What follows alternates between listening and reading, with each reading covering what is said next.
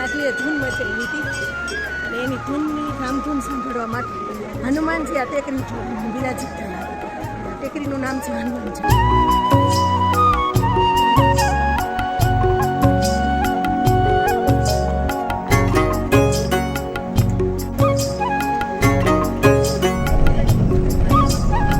ચારધામ યાત્રાનો આજે 5મો દિવસ છે અને અત્યારે અમે યમનોત્રી ધામ તરફ જઈ રહ્યા છીએ. અને આ જે જંગલ છે એ ચીડ વૃક્ષનું છે.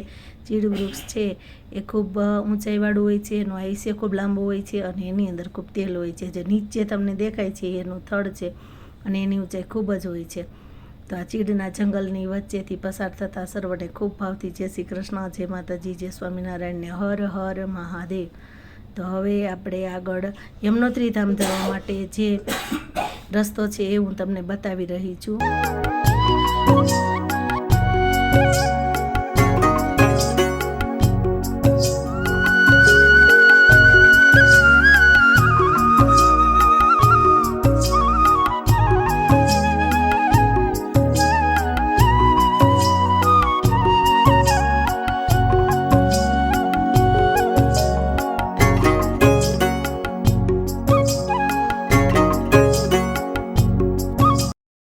યમનોત્રી ધામ જવા માટે રજિસ્ટ્રેશન કરાવવાનું હોય. જે ઓનલાઈન હોય, ઓનલાઈન ન કરાવ્યું હોય એ લોકોએ અહીં રજિસ્ટ્રેશન કરાવવાનું હોય. એટલે આ છે રજિસ્ટ્રેશન જે કરે છે એ ઓફિસ છે. અહીંયા આપણું જે રજિસ્ટ્રેશન છે એ ચેક કરવામાં આવે. આ લોકો ચેક કરે, રજિસ્ટ્રેશન થઈ જાય ત્યાર પછી જ આપણે આગળ રસ્તામાં જવા દે છે. તો જેનું બાકી છે ને એ લોકો અત્યારે રજિસ્ટ્રેશન કરી રહ્યા છે. આ રજિસ્ટ્રેશનની ઓફિસ છે. થાયને આ છે ચીડના મોટા મોટા ઝાડ. હું કેવી હતી ચા? આ બધા છે ને અહીંયા આપણે પણ ગુજરાતી બેને ચા બનાવી, બેને બહુ સરસ બધાને ચા પાઈ. અહીંયા ચા પીધી બધાએ બળિયાથી ચા. જો આ ગોલું મહારાજ છે, કેટલા સરસ દેખજો ગોલું.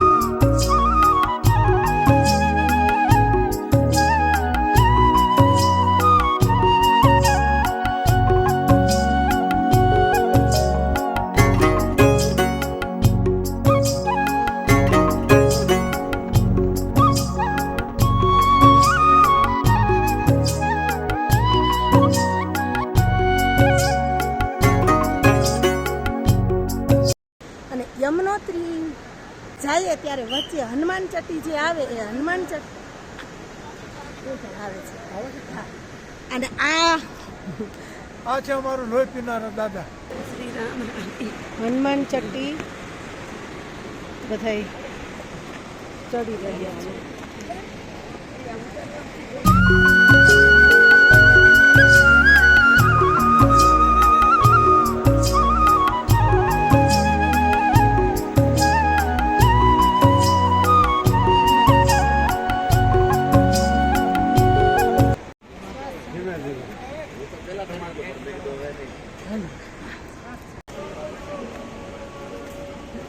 ચડી રહ્યા છીએ બધા.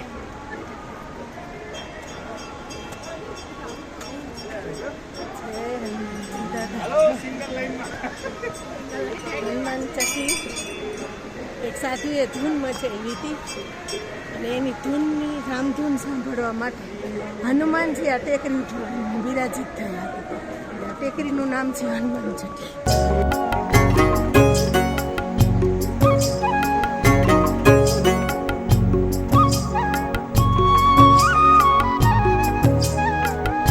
સો પગથિયા ચડી અને હવે અમે હનુમાન ચટ્ટી ઉપર એટલે કે ટોચ ઉપર પહોંચી ગયા છીએ. અને આ સ્થળ ખૂબ જ દિવ્ય અને ભવ્ય છે. આ ટેકરી ઉપર હનુમાનજી મહારાજ ત્રેતાયુગમાં આવેલા અને હનુમાનજી મહારાજના શાપના નિવારણ માટે આ જગ્યાએ આવેલા. અને અહીં બાણગંગા જે છે એ હનુમાનજીની તપશ્ચર્યાથી ગંગાજી અહીંયા પ્રગટ થયેલા. એ પણ હું તમને વિડીયોમાં આગળ બતાવીશ. અને બીજો ઇતિહાસ એક એવો છે કે એક સાધુએ આ ટેકરી ઉપર આ મંદિરની અંદર આવી અને રામધૂનની અલખ જગાવેલી અને એ ધૂન સાંભળવા માટે હનુમાનજી સામે ટેકરી ઉપર આવી અને બિરાજમાન થતા. એ અને અત્યારે જે આ સાધુ મહારાજ પૂજા કરી રહ્યા છે એને પણ અત્યારે 60 વર્ષ થઈ ગયા છે. 60 વર્ષથી આ પૂજા કરી રહ્યા છે. આ જે સામે પહાડ દેખાય છે એ પહાડનું નામ શેષનાગ પહાડ છે અને એ પહાડ ઉપર હનુમાનજી આવી અને અહીં રામ નામની ધૂન સાંભળતા અને જે સાધુએ ધૂન મચાવેલી એ ધૂન મચાવનાર સાધુ હતા નીમ કરોલી બાબા. એ જે સાધુ હતા એ અંગ્રેજ સાધુ હતા અને એનો આશ્રમ કેચીધામ તરીકે અત્યારે વિશ્વ પ્રસિદ્ધ છે. તો એવા મહાન સંતનો આ તપોભૂમિ છે.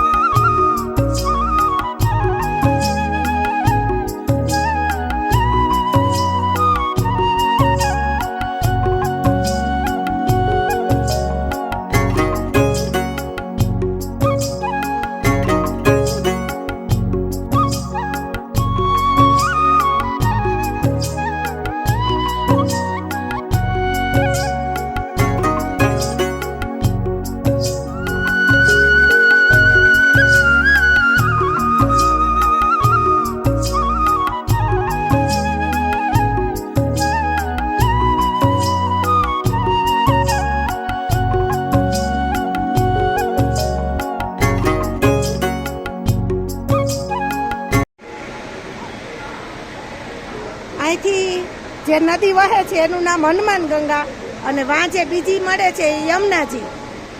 આ બે નદીઓનું અહીંયા સંગમ થાય છે અને આ સંગમની ઉપર છે આ હનુમાન ચટ્ટી મંદિર. આ જે બે નદી છે ને એ તમને દેખાય ને, જે અહીંથી આ નદી જે વહે છે ને આ હનુમાન ગંગા છે અને અહીંયાથી જે આ નદી આવે છે એ જમના મહારાણી છે અને અહીંયા એનું સંગમ થાય. તો હું તમને બતાવું નજીકથી. જો જમના મહારાણી છે એ શ્યામ વર્ણ છે, અહીંથી ગંગાજી આવે છે એ રૂપાળા છે. એટલે આ માતાજીનું પ્રમાણ છે બે નદીઓનું. અત્યારે પણ બેયના સ્વરૂપ અલગ પડે છે. ગંગાજી છે એ સફેદ છે અને માં જમના મહારાણી છે એ શ્યામ વર્ણ છે. આગળ જઈએ છીએ